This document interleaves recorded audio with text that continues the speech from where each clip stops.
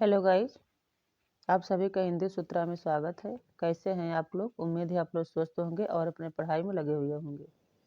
तो हम लोग कर रहे हैं NTA UGC नेट हिंदी का प्रैक्टिस सेट, जो कि 21 प्रैक्टिस सेट हम लोग कर चुके हैं। आज करेंगे 22वां प्रैक्टिस सेट। एक प्रैक्टिस सेट में 50 क्वेश्चन होते हैं, जो कि बहुत ऑथेंटिक रहते हैं। तो अगर आप लोग अभी तक हमारे चैनल को सब्सक्राइब नहीं किए हैं तो प्लीज़ हमारे चैनल को सब्सक्राइब कर लीजिएगा। बेल आइकन जो प्रेस करिएगा, जाके जब भी मैं अगला वीडियो डालूँ तो नोटिफिकेशन सबसे पहले आप लोग के पास पहुँचे। तो ज़्यादा समय न फिर प्रश्नों की ओर चलते हैं। ताजी कविता आंदोलन के पुरस्कर्ता कौन है? तो लक्ष्मीकांत वर्मा। ये ऑप्शन हमारा सही हो जाएगा, लक्ष्मीकांत वर्मा है। संशयात्मा कविता संग्रह किसका है? तो ज्ञानेंद्र पति का है। संशयात्मा ज्ञानेंद्र पति का है। सी ऑप्शन हमारा सही हो जाएगा। आँखों से भी छोटी चिड़िया के रचनाकार कौन है? तो इंदु जैन है। आँखों से भी छोटी चिड़िया के रचनाकार इंदु जैन है। बी ऑप्शन हमारा सही हो जाएगा। राजस्थानी गद्य का आरंभिक रूप किस समय से मिलता है? राजस्थानी गद्य का आरंभिक रूप किस समय से मिलता है? तो 10वीं शताब्दी से। बी ऑप्शन सही हो जाएगा, 10वीं शताब्दी से मिलता है। भारतीय शिक्षा का मैग्ना कार्टा कहा जाता है। भारतीय शिक्षा का मैग्ना कार्टा किसे कहा जाता है? वुड घोषणा पत्र को। बी ऑप्शन सही हो जाएगा, वुड घोषणा पत्र को कहा जाता है।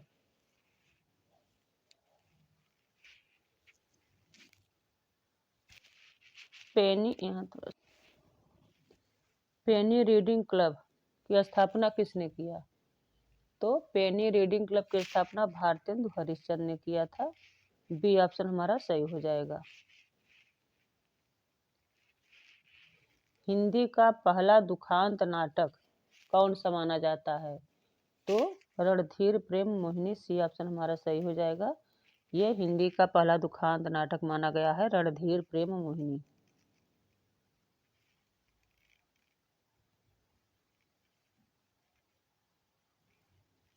उपेंद्र नाथ अश्क द्वारा रचित जोंक किस प्रकार की एकांकी है? तो किस प्रकार की एकांकी है? सामाजिक व्यंग। बी ऑप्शन सही हो जाएगा हमारा, सामाजिक व्यंग पे है। विधा क्या है? एकांकी है। अंजो दीदी नामक कृति की रचना विधा क्या है? अंजो दीदी नामक कृति की रचना विधा क्या है? तो नाटक है। बी ऑप्शन सही हो जाएगा, नाटक। आधुनिक भाव बोध की एकांकी के जनक माने जाते हैं? तो राम कुमार वर्मा माने जाते हैं। ये ऑप्शन हमारा सही हो जाएगा।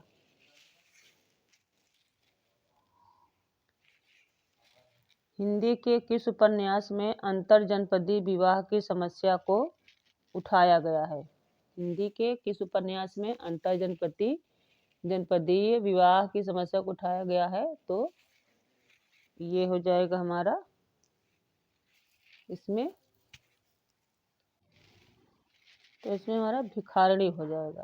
भिखारणी उपन्यास में अंतरजनपदीय विवाह की समस्या को उठाया गया है। डी ऑप्शन हमारा सही हो जाएगा। भुवनेश्वर प्रसाद की एकांकी संग्रह कारवां कब प्रकाशित हुआ? भुवनेश्वर द्वारा रचित कारवां एकांकी कब प्रकाशित हुआ था? 1930 ईस्वी में। सी ऑप्शन हमारा सही हो जाएगा, 1930 ईस्वी में प्रकाशित हुआ था। बाजरे हुस्न का हिंदी रूपांतरण किस उपन्यास में हुआ है? तो सेवा सदन में हुआ है। डी ऑप्शन हमारा सही हो जाएगा, सेवा सदन। झूठा सच उपन्यास कब प्रकाशित हुआ? तो 1958 ईस्वी में। बी ऑप्शन सही हो जाएगा, 1958 में प्रकाशित हुआ था झूठा सच। मृत्यु से साक्षात्कार किस उपन्यास का विषय है? तो अपने अपने अजनबी। सी ऑप्शन सही हो जाएगा, अपने अपने अजनबी। किस उपन्यास में मुंबई के मछुआरों के जीवन का चित्रण किया गया है? किस उपन्यास में मुंबई के मछुआरों का जीवन चित्रित किया गया है? तो सागर लहरें और मनुष्य। यहाँ सागर हो जाएगा। तो यहाँ हो जाएगा सागर, लहरें और मनुष्य। सी ऑप्शन हमारा सही हो जाएगा। पानी के प्राचीर में गोरखपुर के किस गांव को केंद्रित में रखा गया है? पानी के प्राचीर में गोरखपुर के किस गांव को रखा गया है? तो पांडेपुरवा। ये ऑप्शन हमारा सही हो जाएगा, पांडेपुरवा को रखा गया है। किस कहानी में हिंदी का माइलस्टोन कहा गया है? किस कहानी को हिंदी का माइलस्टोन कहा गया है? तो उसने कहा था कहानी को। ये ऑप्शन हमारा सही हो जाएगा। जैनेंद्र की चुनी हुई चीजें किसी भी विदेशी साहित्यकार से टक्कर ले सकती है, कथन किसका है? ये किसने कहा है? तो मुंशी प्रेमचंद ने कहा है। ए ऑप्शन हमारा सही हो जाएगा।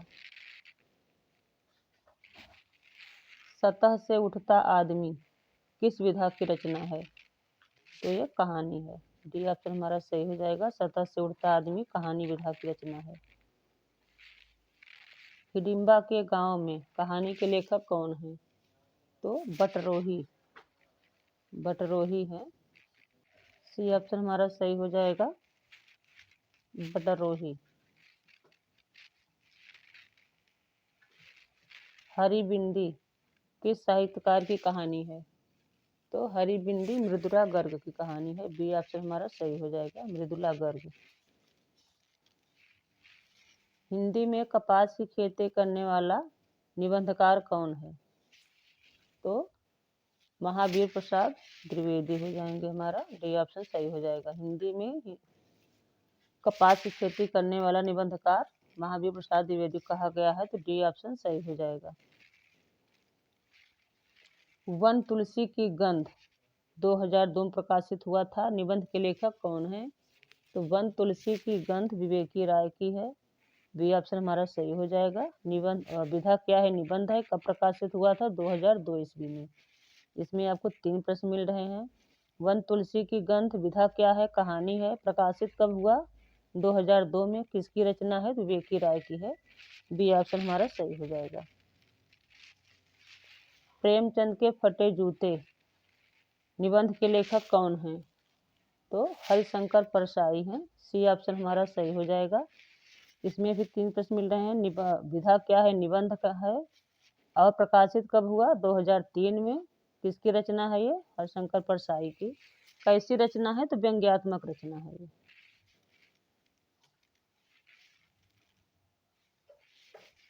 हिंदी कोविद रत्नमाला आलोचना के लेखक कौन है? तो ये श्याम सुंदर दास की रचना है। बी ऑप्शन हमारा सही हो जाएगा। श्याम सुंदर दास का आलोचना है ये।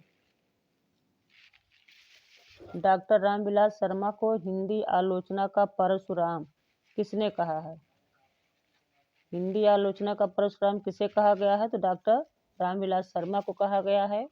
और किसने कहा है? और तो विजय देव नारायण शाही ने कहा है। ये ऑप्शन हमारा सही हो जाएगा, विजय देव नारायण शाही। हिंदी की तीसरी आंख किसकी आलोचना है? तो हिंदी की तीसरी आंख प्रभाकर श्रोत्री का है। बी ऑप्शन सही हो जाएगा, प्रभाकर श्रोत्री। कलम का सिपाही का प्रकाशन वर्ष क्या है? तो कलम का सिपाही 1962 ईस्वी में प्रकाशित हुआ था। डी ऑप्शन हमारा सही हो जाएगा, 1962 ईस्वी। मिला तेज से तेज जीवनी के लेखक हैं। मिला तेज से तेज किसकी जीवनी है? सुधा चौहान की है। डी ऑप्शन हमारा सही हो जाएगा, सुधा चौहान। हरिवंश राय बच्चन की आत्मकथा कितने भागों में प्रकाशित हुआ? तो 4 भागों में प्रकाशित हुआ था। ए ऑप्शन हमारा सही हो जाएगा। राहुल साकृत्यायन की आत्मकथा मेरी जीवन यात्रा कितने भागों में प्रकाशित है? तो 5 भागों में प्रकाशित है। बी ऑप्शन हमारा सही हो जाएगा, 5 भागों में प्रकाशित है। रामवृक्ष बेनीपुरी की रचना लाल तारा में कितने रेखा चित्रों का संकलन है? तो लाल तारा में 16 रेखा चित्रों का संकलन किया गया है। ए ऑप्शन हमारा सही हो जाएगा। आधुनिक हिंदी साहित्य के घुमक्कड़ बृहत्त्रयी में कौन नहीं आते हैं? आधुनिक हिंदी साहित्य के घुमक्कड़ बृहत्त्रयी में कौन नहीं आते हैं? तो रामधारी सिंह दिनकर नहीं आते हैं। बी ऑप्शन हमारा सही हो जाएगा। रामधारी सिंह दिनकर नहीं आते हैं। राहुल साकृत्यायन, अज्ञेय और नागार्जुन ये तीनों आते हैं। रामधारी सिंह दिनकर नहीं आते हैं।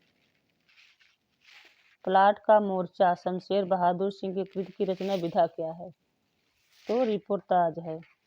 सी ऑप्शन सही हो जाएगा। प्लाट का मोर्चा विधा क्या है? रिपोर्ताज है।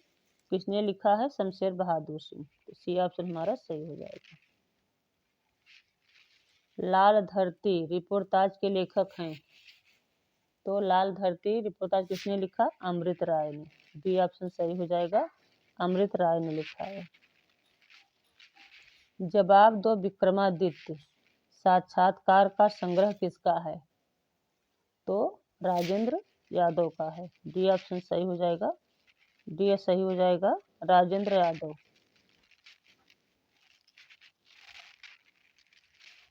लीलाधर जगूरी कृत दाना पानी किस विधा की रचना है? तो यहाँ लीलाधर मंडलोई कृत दाना पानी किस विधा की रचना है? तो किस विधा की रचना है? ये डायरी है। डी ऑप्शन सही हो जाएगा। डायरी है ये।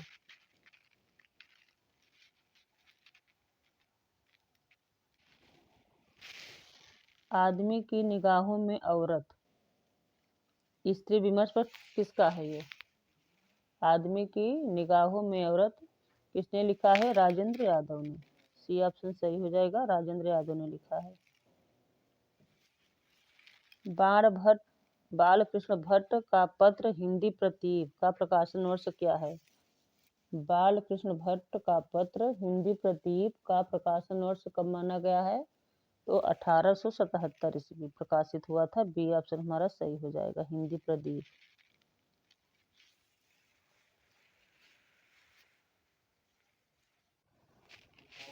प्रकाशन की दृष्टि से निम्नलिखित पत्रिकाओं का सही अनुक्रम क्या है? तो ऑप्शन देखते हैं इसमें सही अनुक्रम क्या हो रहा है।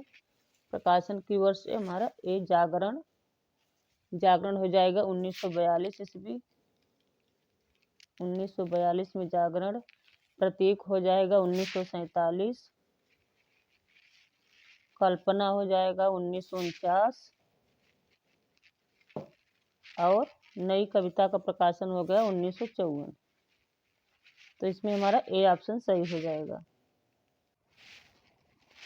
ए ऑप्शन सही हो जाएगा।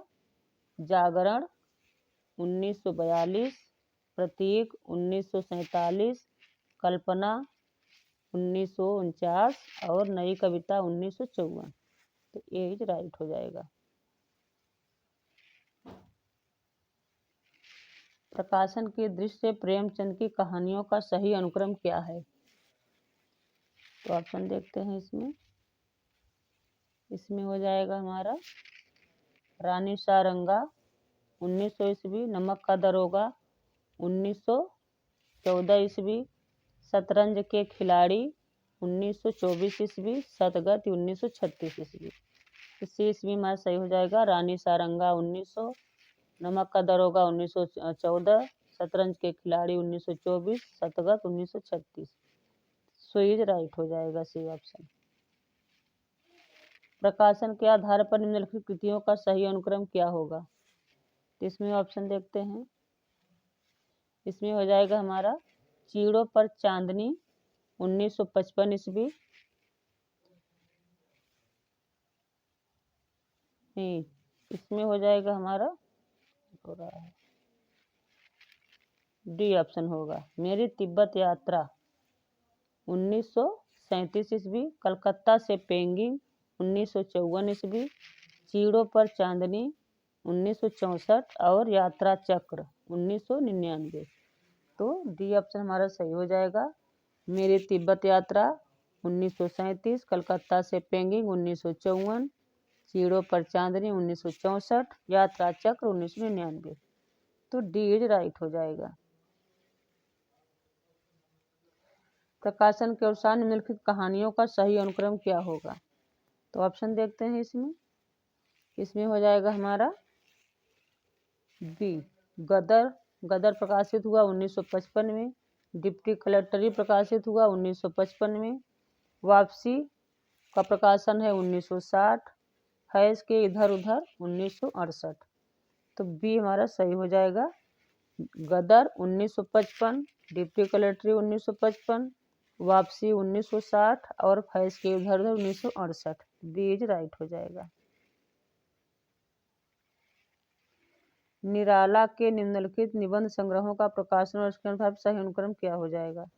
ऑप्शन देखते हैं इसमें सी सही होगा। प्रबंध पद्म का प्रकाशन हुआ 1934 ईस्वी में। प्रबंध प्रतिमा 1940। चाबुक 1942। चयन का अभी तक पता नहीं है। आप लोग कमेंट में जो बताइए किसी को पता होगा कि चयन का प्रकाशन वर्ष कब हुआ था। तो इसमें सी ऑप्शन हमारा सही हो जाएगा।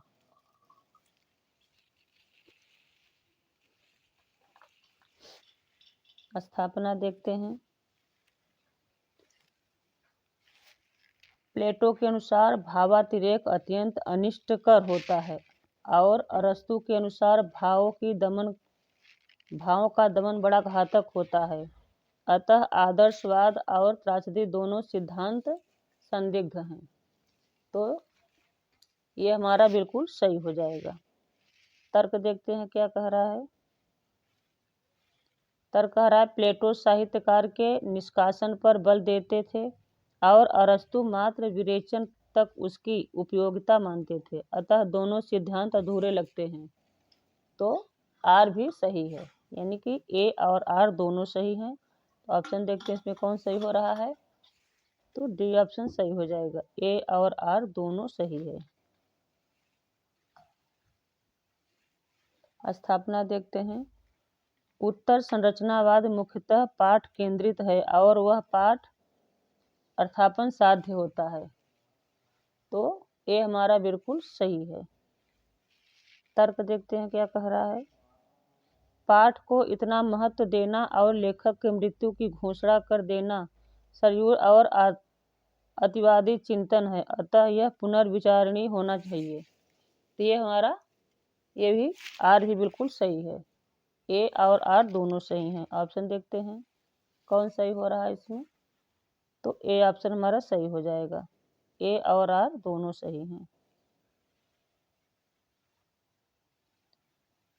स्थापना देखते हैं। काव्यानुभूति सदैव लोकोत्तर होती है। तो बिल्कुल सही है। तर्क क्या कह रहा है। कवि की अनुभूति लोक से परे होती है, इसलिए उसे ब्रह्मानंद सहोदर कहा जाता है। तो ये बिल्कुल गलत है, यानी कि ए सही है और आर गलत है। इसमें ऑप्शन देखते हैं कौन सही हो रहा है। इसमें हमारा ए ऑप्शन सही हो जाएगा। ए सही है और आर गलत है। तो ए बिल्कुल सही हो जाएगा। स्थापना देखते हैं। प्रेम में प्रिय अच्छा लगता है, साथ ही प्रेमी में यह वृत्ति हो जाती है कि मैं भी प्रिय को अच्छा लगूं। प्रेम में प्रिय अच्छा लगता है, साथ ही प्रेमी में यह वृत्ति हो जाती है कि मैं भी प्रिय को अच्छा लगूं। तो ये बिल्कुल गलत है। तर्क क्या कह रहा है। प्रिय और प्रेमी दोनों में परस्पर अनुभूति जन्य तादात्म्य आधार के रूप में काम करता है। तो ये भी बिल्कुल सही है।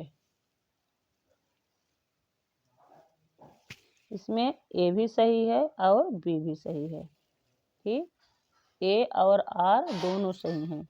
ऑप्शन देखते हैं कौन सही हो रहा है इसमें हमारा सही हो जाएगा बी। ए और आर दोनों सही हैं। तो बी ऑप्शन हमारा सही हो जाएगा। लास्ट प्रश्न देखते हैं। स्थापना क्या कह रहा है। कविता ही हृदय का प्रकृति दशा में लाती है और जगत के बीच क्रमशः उसका आधिकारिक प्रसार करते हुए उसे मनुष्यत्व की उच्च भूमि पर ले जाती है।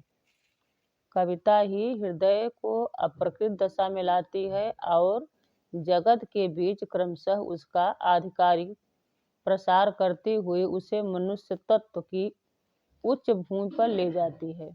तो बिल्कुल सही है। तर्क क्या कह रहा है? तर्क देखते हैं। कविता का संबंध हृदय से होकर मन से और वह विविध शब्दजालों के माध्यम से अभिव्यक्ति पाती है। तो आर गलत है, यानी कि ए सही है और आर गलत है। ऑप्शन हमारा कौन सही हो जाएगा? डी। ये सही है और आर गलत है। डी ऑप्शन हमारा सही हो जाएगा। तो अगर आप लोग अभी तक हमारे चैनल को सब्सक्राइब नहीं किए हैं तो प्लीज़ हमारे चैनल को सब्सक्राइब कर लीजिएगा, बेल आइकन जरूर प्रेस करिएगा ताकि जब भी मैं अगला वीडियो डालूँ तो नोटिफिकेशन सबसे पहले आप लोगों के पास पहुँचे। और हमारे वीडियो को ज़्यादा से ज़्यादा अपने दोस्तों में शेयर करिएगा, लाइक करिएगा, कमेंट करके जो बताइएगा कि आप लोगों को प्रश्न कैसे लग रहे हैं और कितने आप लोगों के प्रश्न सही हो रहे हैं। तो मिलते हैं अगले वीडियो में। Thanks for watching.